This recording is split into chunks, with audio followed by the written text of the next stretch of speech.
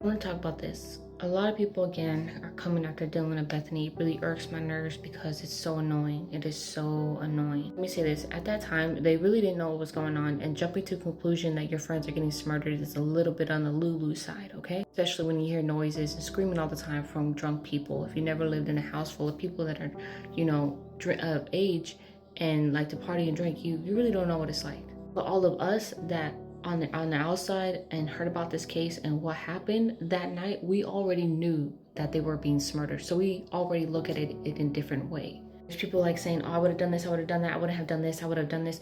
But we on the outside already known what has happened. They were murdered, but Bethany and Dylan did not. The way they reacted is the way they reacted. And again, they're gonna have to live with that for the rest of their life. But these people that want to keep coming at them saying, oh, it's weird that they did this, it's weird that they did that, it's weird, I would have done this. But again, you don't know that. Especially when you're under the influence, it's completely different because you start second guessing yourself like, oh, is it the alcohol that's making me hear this, or am I really hearing this? People saying there was some type of rug deal that went on that night right before the murders. Maybe the next day when they realized, when they woke up, that when their calls were still being unanswered, that maybe what they were hearing and seeing last night was not the alcohol, which then made them scared.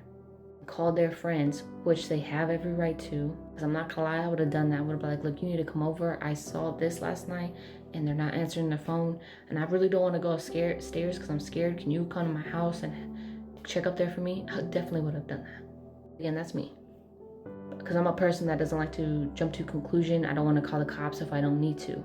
And then when they started going upstairs and Hunter grabbed a knife because based off the information he was given, why not? He wants to protect himself. And then Bethany and Dylan saw that Xana was still laying on the floor. That's when they probably knew that something wasn't right.